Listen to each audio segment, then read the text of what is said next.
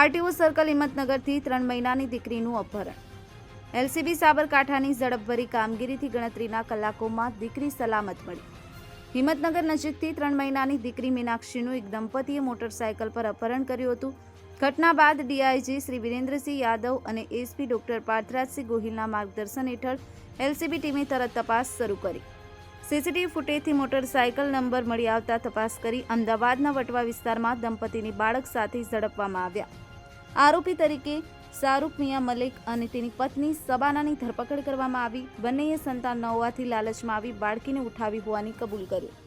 એલસીબીએ દીકરીને સલામત રીતે મળી હિંમતનગર ગ્રામ્ય પોલીસને સોંપી ઝડપી કાર્યવાહી માટે એલસીબી સાબરકાંઠાની સમગ્ર જિલ્લામાં પ્રશંસા થઈ રહી છે। સાબરકાંઠા જિલ્લાના હિંમતનગર ગ્રામ્ય પોલીસ સ્ટેશનમાં 9 તારીખના રાતના 10 વાગ્યા આસપાસ 3 માસની બાળકીના અપહરણનો બનાવ બનેલો।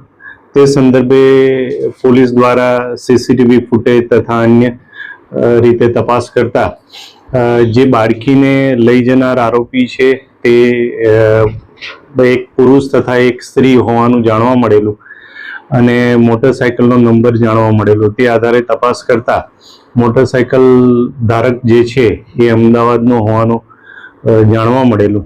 તે આધારે એલસીબીની ટીમે તપાસ કરેલી અને શાહરૂખ મિયા મલિક તથા તેની પત્ની સબાના મલિક એ બંનેની બાળકી બાબતે પૂછપરછ કરતા બાળકી પોતાની નહીં હોવાની અને જે આ બનાવ બનેલો તે બાળકીને એ લોકો લઈ ગયા હતા આરટીઓ સર્કલ પાસેથી।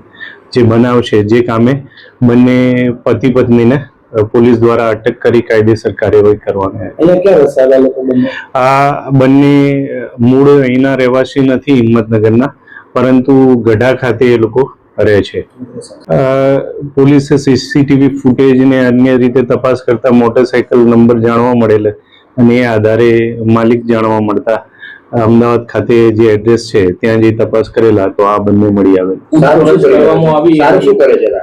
શાહરૂખ ગઢા ખાતે મદ્રેસામાં સ્ત્રી કામ એટલે કે પરચુરણ કામગીરી કરી રહ્યા છે।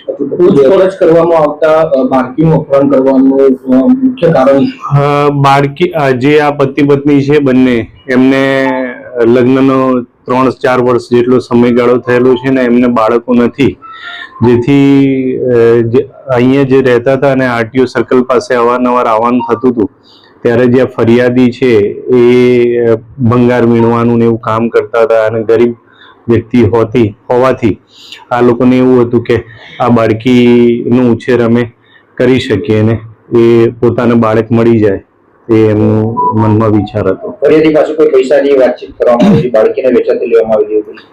ફરિયાદી પાસે આજથી 12-15 દિવસ પહેલા એકાદ વાર વાતચીત થયેલાનું જાણવા મળેલ છે, 1-2 વાર, કે ભાઈ આ બાળકીનું એ લોકો ઉછેર બરાબર નહીં કરી શકે અને અમે કરી શકીશું એવી રીતે વાતચીત થયેલી, પરંતુ એ બાબતે હાલ તપાસ ચાલુ છે। બાળકીને લઈને આ લોકો અમદાવાદ ખાતે જ ગયેલા। બાળકીને શાના માટે લઈ જવાના હતા? બાળકી પોતાના બાળકો ન હતા એટલા માટે જ રાખવા માટે જ લઈ ગયેલા।